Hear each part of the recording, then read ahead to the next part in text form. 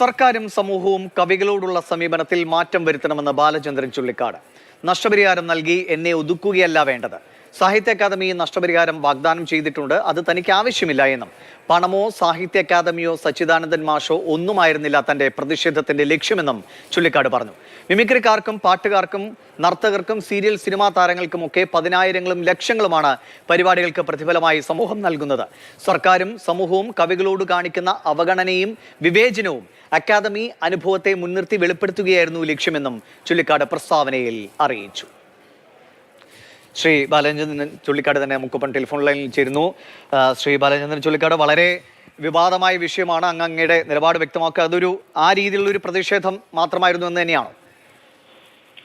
തീർച്ചയായിട്ടും. ഞാനിപ്പോ എനിക്ക് കാശ് കിട്ടിയില്ല എന്നുള്ള പ്രശ്നമല്ല അത് അക്കാദമിക്കെതിരെയോ അല്ലെങ്കിൽ സച്ചിദാനന്ദ മാഷ് എന്ന വ്യക്തിക്കെതിരെയോ അങ്ങനെയൊന്നുമല്ല. സമൂഹത്തിനും അതുവഴി സർക്കാരിനും ഉള്ള ഒരു സമീപനത്തോടുള്ള പ്രതിഷേധമാണ്. നമ്മുടെ മിമിക്രി കലാകാരന്മാരെയോ അല്ലെങ്കിൽ മറ്റ് സീരിയൽ സിനിമാ താരങ്ങളെയോ അല്ലെങ്കിൽ പാട്ടുകാരെയോ നർത്തകരെയോ ഒക്കെ ഒരു സർക്കാർ പരിപാടിക്കോ അല്ലെങ്കിൽ ഒരു സമൂഹത്തിൽ ആരും ഒരു പരിപാടിക്ക് വിളിച്ചാൽ അവർക്ക് പതിനായിരങ്ങളിലും ലക്ഷങ്ങളിലുമാണ് പ്രതിഫലം കൊടുക്കുന്നത്. അപ്പൊ ഞങ്ങള് കവികളെ വിളിച്ചു കഴിഞ്ഞിട്ടുണ്ടെങ്കിൽ വണ്ടിക്കാശ് പോലും തികച്ചു തരില്ല എന്ന് പറഞ്ഞാൽ എന്താ അവസ്ഥ? അപ്പൊ എന്റെ മാത്രം പ്രശ്നമല്ല അത്. തിരുവനന്തപുരത്ത് നിന്ന് വരുന്ന എന്റെ സുഹൃത്ത് പ്രമുഖ കഥാകൃത്തായ മധുപാലിന്, വയനാട്ടിൽ നിന്ന് വരുന്ന സന്തോഷ് ചിക്കാനത്തിന്, ഇങ്ങനെയൊക്കെ ഒരുപാട് വടകരയിൽ നിന്ന് വരുന്ന പ്രമുഖ നിരൂപൻ സജയ്ക്ക് എല്ലാവർക്കും 2400 രൂപ കൊടുക്കുന്നത്. നമ്മൾക്ക് ഞാനത് പ്രതിഫലം പ്രസംഗത്തിൽ ഒരിക്കലും പ്രതിഫലം ചോദിക്കാത്ത ഒരാളാണ് ഞാൻ.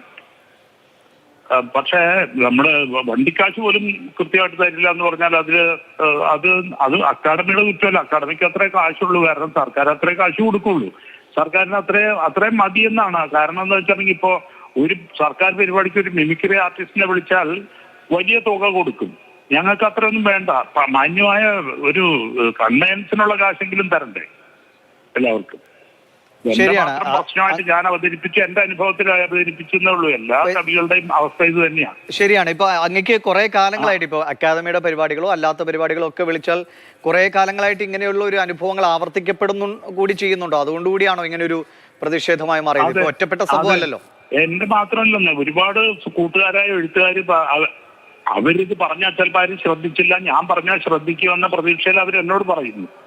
അപ്പൊ ഞാൻ പറഞ്ഞു, എന്റെ അനുഭവം ഞാൻ പറയാമെന്ന് പറഞ്ഞിട്ട് ഞാൻ പറഞ്ഞു. അത്രേ ഉള്ളൂ.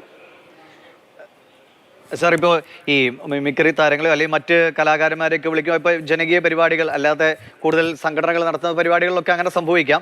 പക്ഷേ സർക്കാർ നടത്തുന്ന അല്ലെങ്കിൽ സർക്കാരിൻ്റെ മേൽനോട്ടത്തിലോ ഏതെങ്കിലും രീതിയിൽ സർക്കാരുമായി ബന്ധപ്പെട്ട കാര്യങ്ങളിൽ കാര്യങ്ങളിൽ കുറച്ചുകൂടി ജാഗ്രത, പ്രത്യേകിച്ചും ഇടത് സർക്കാർ അത് എഴുത്തുകാരുമായി ഏറ്റവും അധികം ബന്ധം പുലർത്തുന്നു എന്ന് പറയുന്നതാണ് കുറേയൊക്കെ ശരിയുമാണ്. അപ്പോൾ ആ രീതിയിൽ കുറച്ചുകൂടി ഒരു ജാഗ്രത സർക്കാരിന്റെ ഭാഗത്ത്, ഇപ്പം അങ്ങ് പറഞ്ഞ പോലെ അക്കാദമിയുടെ കയ്യിൽ പൈസ ഇല്ല എന്നൊരു യാഥാർത്ഥ്യം, അത് മാറ്റാനുള്ള ഒരു തിരുത്തൽ സർക്കാർ നടത്തണ്ടേ? സർക്കാരോ വലത് സർക്കാരോ എന്നല്ല, ഏത് സർക്കാർ ഭരിച്ചാലും സമൂഹത്തിന് കവികളോടുള്ള സമീപനമാണ് ആ സർക്കാരിന്റെ നയങ്ങളിൽ പ്രതിഫലിക്കുക. ആ നയങ്ങളുടെ അടിസ്ഥാനത്തിലാണ് അക്കാദമി പ്രവർത്തിക്കുന്നത്. അപ്പൊ ആത്യന്തികമായിട്ട് സമൂഹത്തെയാണ് ഇത് അറിയിക്കാനുള്ളത്. ഞങ്ങൾ ഇങ്ങനെയാണ്. അല്ലെങ്കിൽ മിമിക്രി താരങ്ങളെ പോലെയും സിനിമ സീരിയൽ താരങ്ങളെ പോലെയും നർത്തകരെ പോലെയും പാട്ടുകാരെയൊക്കെ പോലെ വൻ പ്രതിഫലം ഞങ്ങൾ മേടിക്കുന്നുണ്ടെന്ന തെറ്റിദ്ധാരണ സമൂഹത്തിനുണ്ടാവില്ലേ? ശരിയാണ്.